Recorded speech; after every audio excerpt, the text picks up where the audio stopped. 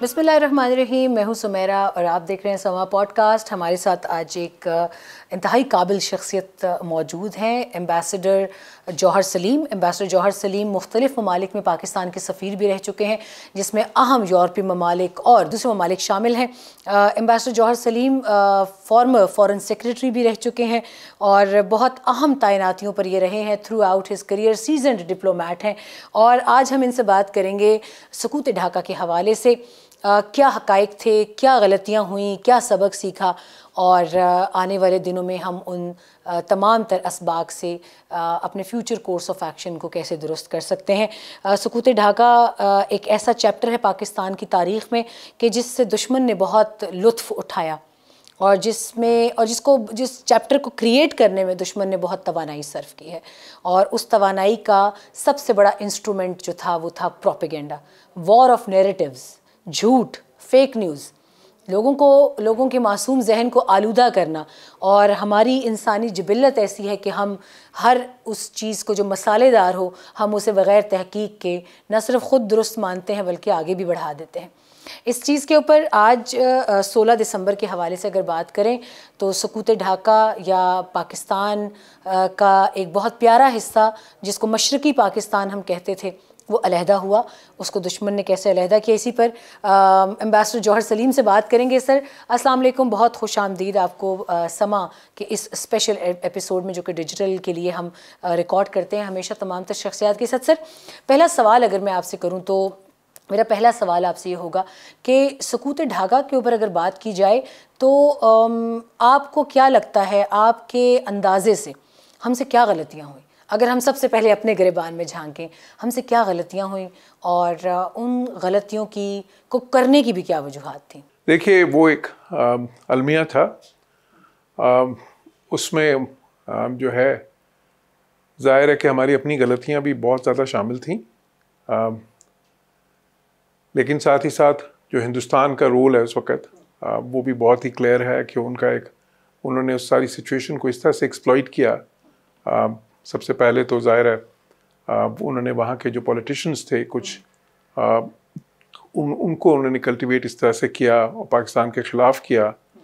फिर उसके बाद वहाँ पे मुक्ति बाहिनी जैसी तंजीमें बनाई, उनको सपोर्ट किया और वहाँ पे एक बिल्कुल ऐसी सिचुएशन क्रिएट कर दी जो सिविल वॉर टाइप सिचुएशन जो है।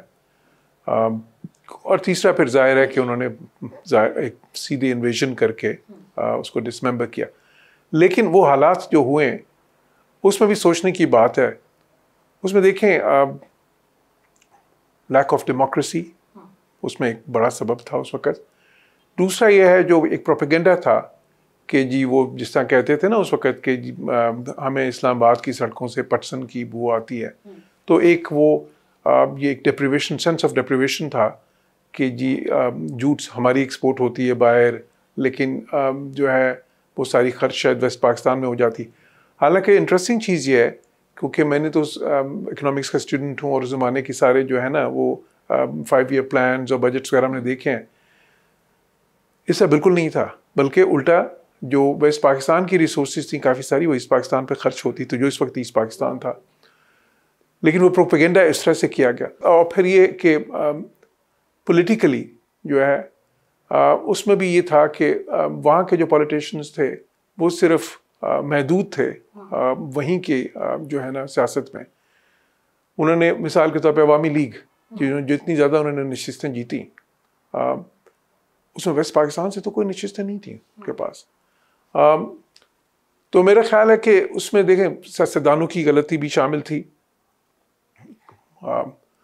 जब एक पार्टी ने अगर इतनी सीट्स जीती हैं 160 से ज़्यादा उन्होंने जीती थी और जो सेकंड लार्जेस्ट पार्टी थी उसके बाद उसकी 80+ सीट्स थी जो कि पीपल्स पार्टी थी, तो नेचुरली देखें हुकूमत का करने का हक तो फिर मेजॉरिटी पार्टी का ही था ना। बेशक वो किसी भी प्रोविंस से थी और वो सीट्स उन्होंने कहीं भी जीती थी। एक ज़ाहिर है वो इस वक्त एक यूनाइटेड पाकिस्तान था, तो जब पार्लियामेंट का इजलास नहीं बुलाया गया तो फिर कॉम्प्लिकेशंस तो होनी थी। फिर ये 6 निकात की बात आ जाती है। अब देखें 6 निकात जो हैं उसमें कुछ चीज़ें ऐसी थीं जो शायद एक ही मुल्क के अंदर 2 कॉन्स्टिट्यूंट्स यूनिट्स जो हैं वो अलग अलग नहीं रख सकते अपने पास। मतलब अगर आप कहें कि करेंसी भी मुख्तलिफ हो और इस तरह की चीज़ें, लेकिन कुछ निकात ऐसे भी थे जो माने जाने वाले थे।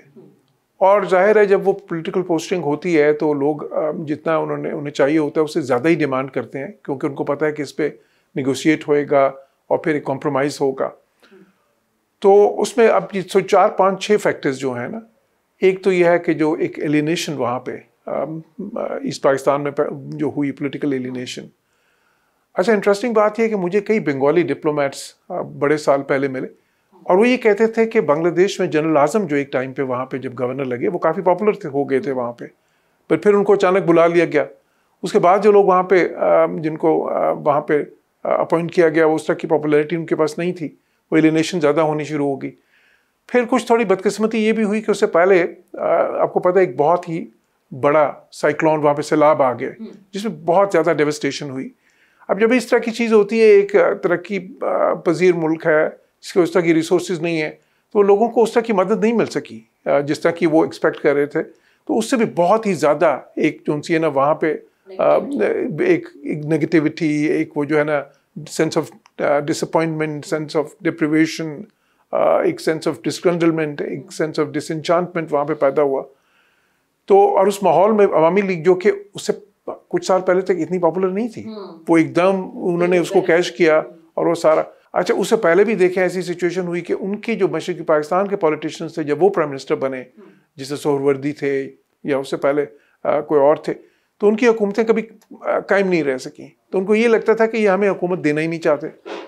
तो वो अब वो जब ज़्यादा एक्यूट होना शुरू हो गया, उसको फिर पॉलिटिकली मिस हैंडल किया गया। एक पॉलिटिकल मसला था जिसको पॉलिटिकली हैंडल करना चाहिए था, और फिर उसको इतना ज़्यादा इंडिया ने प्रोपेगेंडा के तौर पर यूज़ किया। इसमें डॉक्यूमेंटेड है, लोगों ने इस पर किताबें लिखी हैं और ये हिस्टोरिकली डॉक्यूमेंटेड है कि वहाँ पे मिलिट्री एक्शन में जो हलाकतें हुई हैं ना, उनको लिटरली 50 गुना, 60 गुना, 100 गुना ज़्यादा एग्जेजरेट किया गया। जब ये कहा गया कि मिलियंस ऑफ डेथ्स, हालांकि इससे की कोई बात ही नहीं थी बिल्कुल। वहाँ पे जो मुक्तिबानी कर रही थी और जो बाकी लोग कर रहे थे वो काफ़ी सारी डेथ्स से वो कॉज कर रहे थे।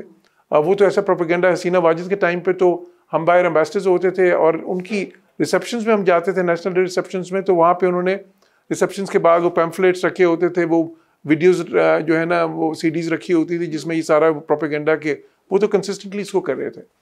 लेकिन उसको अगर प्रोपेगेंडा को हम साइड पे भी रख दें, जो 4-5 फैक्टर्स हैं, एक तो ये लैक ऑफ डेमोक्रेसी, दूसरा ये कि lack of political representation east Pakistan की, तीसरा ये है कि ये परसेप्शन जो उनसी है कि इकोनॉमिक उनको अपॉर्चुनिटी नहीं मिली, इक्वल इकोनॉमिक अपॉर्चुनिटी नहीं है, वो वाला जो सेंस था डिस्ग्रंडलमेंट वो वाली थी। अच्छा, उसके बाद चौथा ये कि जब इलेक्शंस हो गए तो उसके बाद ट्रांसफ़र ऑफ पावर में देर करना और पार्लियामेंट का इजलास नहीं होने देना, तो जाहिर है कि आप उनको पुश कर रहे हैं उस तरफ, वायलेंस की तरफ। और जब रिस्पॉन्स सामने आया तो इंडिया को मौका मिल गया। उससे पहले हम फॉरेन पॉलिसी में भी कुछ गलतियां कर चुके थे। वो ये थी कि सोवियत यूनियन को हमने बहुत ही नाराज़ किया हुआ था, क्योंकि हमने हमारी फॉरेन पॉलिसी ऐसी थी कि जिसमें बैलेंस उस तरह से नहीं था।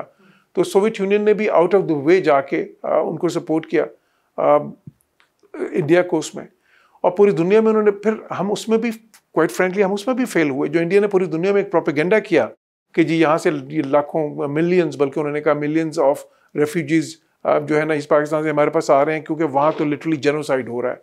और ये प्रोपेगेंडा दुनिया ने माना, बिकॉज मैंने वेस्ट में भी जो है ना जो टेक्स्ट बुक्स देखी हैं, वेस्ट में भी वो बुक्स जो आज भी यूनिवर्सिटीज़ में पढ़ाई जाती हैं साउथ एशिया की जो है ना इंटरनेशनल रिलेशंस के बारे में, उसमें भी हर जगह यही जिक्र है कि जी मिलियंस ऑफ डेथ्स हुई, जेनोसाइड हो रहा था, ये था वो था।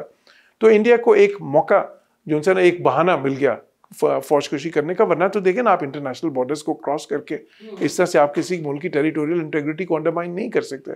लेकिन दुनिया उस वक्त जो उनसी है ना वो सारे उनके प्रोपेगेंडा में आ गई, और किसी मुल्क की तरफ से भी कोई स्ट्रॉन्ग रेजिस्टेंस उस तरह का नहीं आया कि इंडिया के खिलाफ कोई बहुत स्ट्रॉन्ग एक्शन हो एंड एवरीथिंग।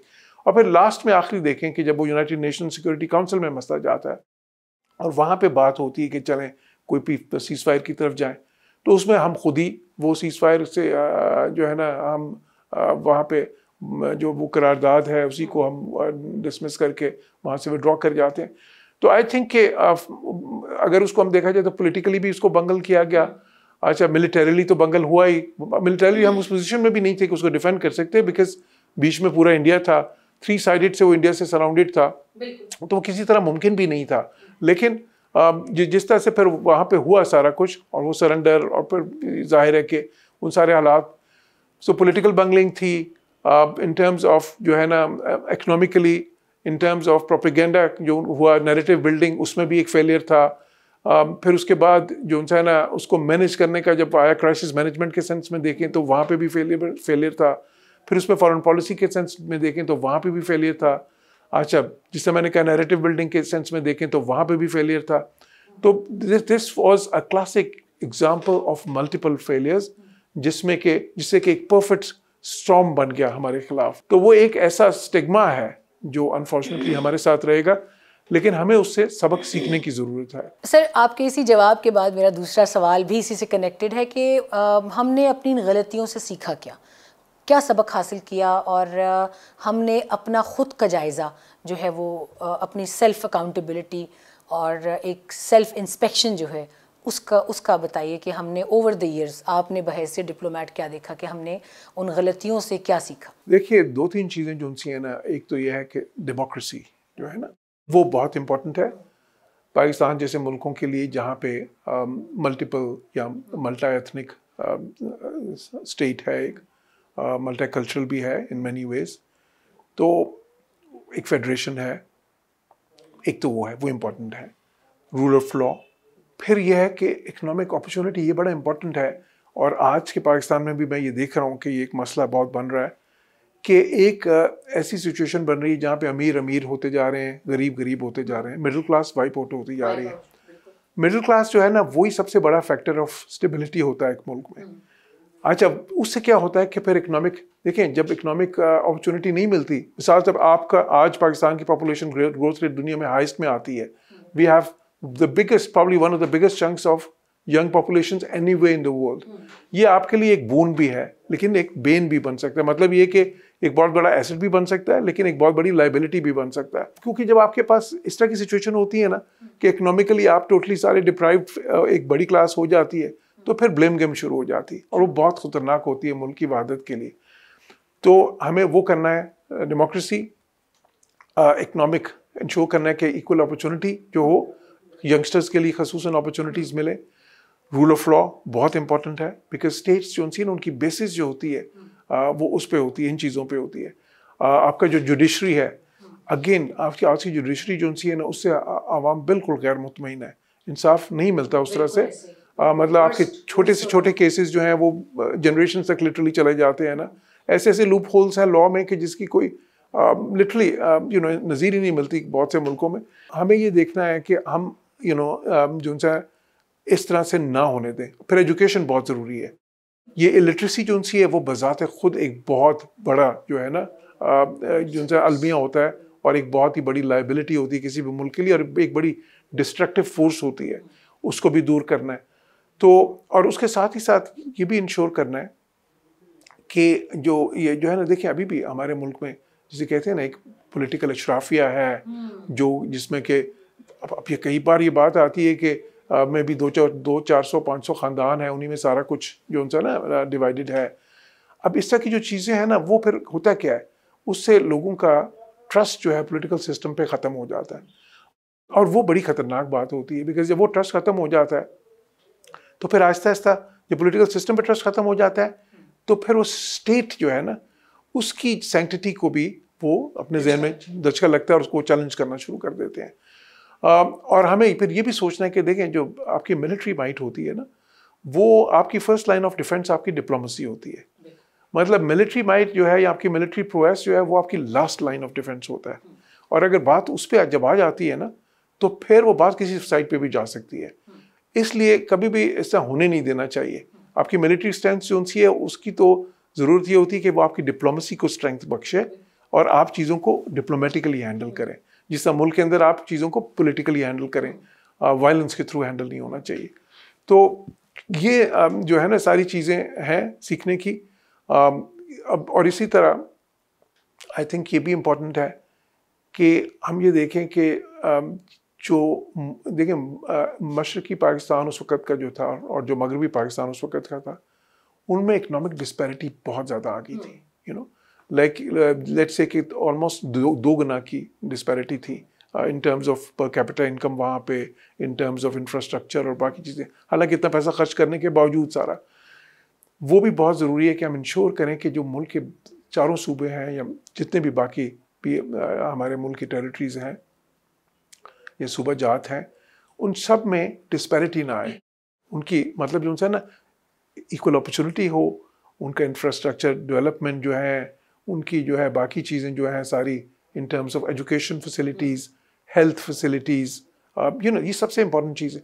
ये एक कोई कम से कम बराबरी की सतह पे इस तरह हो कि नज़र आए बेसिकली। इसी तरह जो लॉ एंड ऑर्डर सिचुएशन है वो भी उनकी ऐसी हो कि ये नहीं कि एक जगह पे बिल्कुल ही ख़राब है और दूसरी जगह पे बहुत ही अच्छी, क्योंकि वो डिस्पैरिटी जो है वो फिर खटकती है और वो फिर ये दूरियां पैदा करती है, वो फिर दे अगेंस्ट अस की बात होती है। तो मेरे ख्याल इसमें बहुत से सबक हमारे लिए जो है ना इसमें पनाह है ये इस अलमिया में, और हमें उससे इस तरह से देखना चाहिए कि मुनीर न्याजी का एक शेर है, कुछ शहर दे लोग, मिसरा है रादर, पूरे शेर में नहीं कहते, कुछ शहर दे लोग भी जालिम सन, कुछ सन मरंदा शौक भी सी। तो बात उसी पे आती है। और इसी तरह एक और शेर है, कुछ तो होते हैं मोहब्बत में जनू के आसार पैदा, और कुछ लोग भी दीवाना बना देते हैं। तो इस तरह के जो अलमिया होते हैं ना, उसमें सिर्फ बाहर वालों की जाती नहीं होती, उसमें आपकी अपनी गलतियां भी शामिल होती हैं। तो इसलिए हमें इस चीज़ से बचना है, क्योंकि बाहर के जो लोग हैं ना वो तो जालिम होंगे ही, आपके जो दुश्मन है वो आपका भला तो नहीं चाहेंगे, लेकिन वो कुछ नहीं कर सकते जब तक कि आप अपने घर को अंदर से खोखला नहीं कर दे। सर, अगर मैं तीसरा और आखिरी सवाल पूछूं इस बातचीत को भी सम अप करने के लिए, तो वॉर ऑफ प्रोपेगेंडा के अगर मैं आपसे पूछूं, वो वक्त ऐसा था कि उसमें इतनी डिजिटलाइजेशन नहीं थी, मगर फिर भी एक फ़ेक न्यूज़ के नैरेटिव ने एक आधी दुनिया को पाकिस्तान के ख़िलाफ़ कर दिया। भारत का प्रोपेगेंडा उसमें मुक्ति बहानी एक बहुत बड़ा किरदार रहा है। मगर अब के दौर में अगर हम देखें तो डिजिटल मीडिया ने उस झूठ और नफ़रत की इस जंग को मज़ीद गहरा कर दिया है, उनके हाथ ताकतवर कर दिए हैं वो जो हमारे दुश्मन कहलाते हैं, और वो दिन रात इसी कोशिश में है कि पाकिस्तान को ज़ख्म पहुंचाई जाए, तकलीफ़ पहुंचाई जाए, उनको उनके लोगों से दूर किया जाए।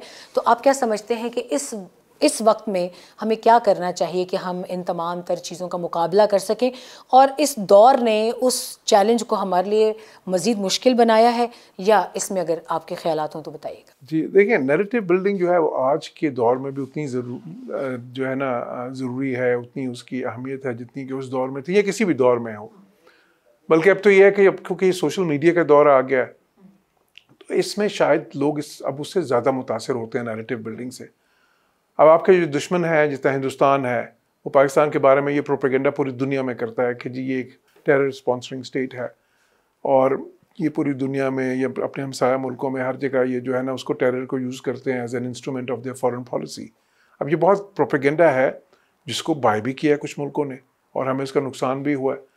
तो फिर अब देखें हिंदुस्तान ने किस तरह से किया। एक तो उनका अपना मीडिया है, फिर इंटरनेशनल मीडिया में, फिर देखें इंटरनेशनल मीडिया जो है उसमें जूइश लॉबी बहुत स्ट्रॉन्ग है, और क्योंकि हमारे इजराइल के साथ कोई ताल्लुकात ही नहीं है, और वो हमें और उनके इंडिया के साथ बहुत अच्छे ताल्लुकात हैं, तो वो इंडिया के प्रोपेगेंडे को सपोर्ट करते हैं। तो इसलिए बहुत से वेस्टर्न जो बड़े अखबार हैं या बड़ा प्रिंट और इलेक्ट्रॉनिक मीडिया सारा है, जर्नल्स भी हैं, उन सब में कोई पाकिस्तान को बहुत ज़्यादा फेवरेबल कवरेज नहीं मिलती है, और पाकिस्तान के इश्यूज़ को भी नहीं मिलती। इसी तरह हमें पता है कि इंडिया ने वो एक डिसइंफो लैब बनाई हुई थी EU में, जो है ना जो ऐसी था कि वहाँ पे फेक थिंक टैंक्स थे, फेक मीडिया था, फेक थे लोग, मतलब देवर पीपल हु हैड डाइड और उनके नाम से चीज़ें छप रही थी और सारा। अच्छा, और देखिए उसको ट्रैक्शन भी मिली, मतलब उसकी वजह से मैं तो अब देखें कई यूरोपियन मुल्कों में अम्बेसडर रहा हूँ, जिस तरह जर्मनी में भी, इटली में भी, बॉस्निया क्रोएशिया में भी, तो मैं देखा कि उस प्रोपेगेंडा का असर था बिल्कुल वहाँ पे। और क्योंकि देखिए वो उन मुल्कों के अखबार भी अपनी जो स्टोरीज हैं कहाँ से पिक करते हैं, वो मतलब इंटरनेशनल मीडिया से पिक करते हैं। एग्जैक्टली। तो इसलिए बिल्कुल ये आई थिंक बहुत ज़रूरी है कि हम इस किस्म का प्रोपेगेंडा जो है उस ज़ाइल करने के लिए नैरेटिव बिल्डिंग करें। अच्छा देखें, और इसमें जो है ना आपका कंट्री ब्रांड बहुत इंपॉर्टेंट है।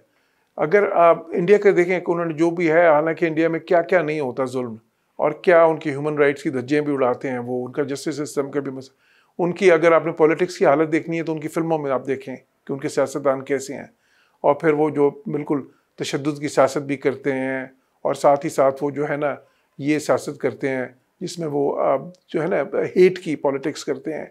उसके बावजूद आप देखें कि इंडिया का जो एक इमेज है दुनिया में, वो फिर भी बहुत अच्छा है। और हमारा जो इमेज है दुनिया में, अनफॉर्चुनेटली, उसमें बेसिकली अगर कहीं आप फिल्मों भी देखेंगे, पाकिस्तानी को दिखाना होता था तो वो उसको या टैक्सी ड्राइवर दिखाना होता था या उसको टेररिस्ट के तौर पे। तो बिल्कुल इसको हमें ज़ाहिल करना है और ये बहुत ज़रूरी है। इसके लिए सोशल मीडिया भी है, हमारे अपने टीवी चैनल्स भी हैं, इसके साथ साथ प्रिंट मीडिया भी है। बट आई थिंक कि जो हमारी सबसे बड़ी ताकत इसमें हो सकती है ना, जो पाकिस्तान की डियास्पोरा है पूरी दुनिया में इस वक्त, और हमारी डियास्पोरा दुनिया की बड़ी डियास्पोरा जो है उनमें आती है, वो सारे पाकिस्तान के गुडविल एम्बेसडर्स बन सकते हैं बाहर। तो हमें ये इंश्योर करना चाहिए कि वो किसी तरह से एलिनेट ना हो हमारे साथ, बिकॉज वो इन अ वे वो हमारी विंडो टू द वर्ल्ड हैं और बन सकते हैं। तो और वो ये प्रोपेगेंडा ज़ाहिर करने में भी बहुत मदद दे सकते हैं। और वो इस वक्त देखें बहुत दुनिया में कितनी वो पोजीशंस पे भी हैं, मीडिया में भी हैं, फाइनेंस के फील्ड में भी हैं, एकेडेमिया में भी हैं, बिजनेस में भी हैं, टेक के सेक्टर में भी हैं।